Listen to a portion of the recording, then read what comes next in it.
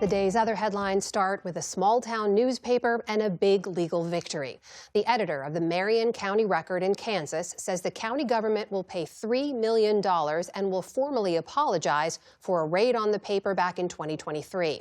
Police raided their offices as part of an investigation into whether the paper committed identity theft and illegally accessed information in reporting a story which it denied. The incident sparked an outcry over press freedom, and prosecutors later concluded no crime was committed by the paper's publisher or its staff. Democrats in Congress are celebrating news from Utah, where a judge adopted a new electoral map that will create a Democratic-leaning district. Judge Diana Gibson rejected a proposal from Republicans who currently hold all 4 of the state's U.S. House seats, saying their map, quote, unduly favors Republicans. Instead, the new map will keep Salt Lake County almost entirely within 1 district rather than it being split into 4. The result gives Democrats a chance to pick up a seat in next year's midterm elections as they try to counter Republican redistricting efforts in states like Texas, Missouri, and elsewhere. The Justice Department says it will investigate security at UC Berkeley after protests outside a Turning Point USA event last night led to several arrests.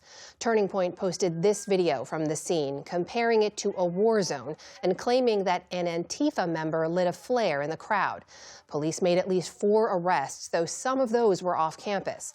The head of the DOJ's Civil Rights Division posted that her agency sees, quote, several issues of serious concern regarding campus and local security.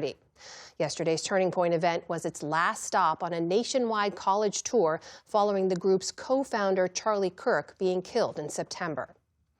In Pakistan's capital of Islamabad, a suicide bomber targeted a district court, killing at least 12 people and injuring dozens more.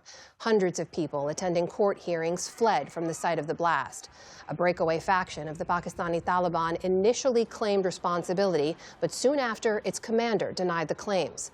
Pakistan's Interior Minister Mohsin Naqvi says the police discovered remains belonging to the alleged attacker and that the suspect was captured on CCTV footage before the explosion. We are treating the injured in hospitals, and our teams are there to give them the best available facilities. The suspect stood there for 15 minutes. He even tried to enter the court premises, but failing to do so, targeted a police vehicle. Naqvi also alleged that the attack was carried out by, quote, Indian-backed elements and Afghan Taliban proxies, but did not provide evidence. Tensions remain high between Pakistan and Afghanistan as recent peace talks are stalled. Meanwhile, in India, a deadly car explosion in New Delhi is being investigated under an anti-terrorism law, giving authorities broader powers to detain suspects. The attack occurred near the historic Red Fort in a densely populated area, killing at least 8 people and injuring several others. Police believe the blast originated from a car at a traffic stop. They're trying to trace its owner.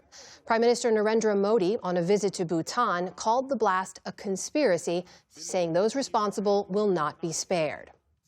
Back in this country, organic baby formula maker ByHeart is now recalling all of its products nationwide days after some of its batches were pulled over links to infant botulism. At least 15 babies in 12 states have been hospitalized since August after consuming the company's powdered formula. According to the CDC, all infants were less than 6 months old and no fatalities have been reported. Infant botulism is caused by a type of bacteria that produces a toxin in the large intestine. It can lead to serious illness and even paralysis. Parents are urged to seek medical help immediately. On Wall Street today, stocks ended mixed amid ongoing worries about an AI bubble. The Dow Jones Industrial Average surged more than 500 points to a new all-time high. The Nasdaq lost ground, slipping about 60 points. The S&P 500 posted a modest gain. And President Trump led tributes to the nation's veterans today at Arlington National Cemetery.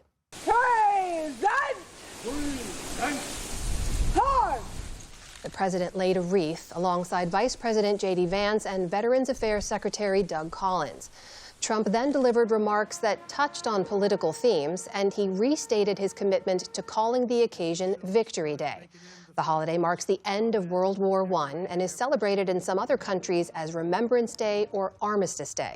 French President Emmanuel Macron marked the occasion at the Arc de Triomphe in Paris, and Britain's Queen Camilla led a service at Paddington Station in London. Still to come on the NewsHour, President Trump considers giving Americans tariff dividends, but does the math add up? The BBC comes under legal scrutiny over an edit of Trump's speech on January 6th. And a look back on the sinking of the Edmund Fitzgerald in Lake Superior 50 years on. This is the PBS NewsHour from the David M. Rubenstein Studio at WETA in Washington, and in the West from the Walter Cronkite School of Journalism at Arizona State University.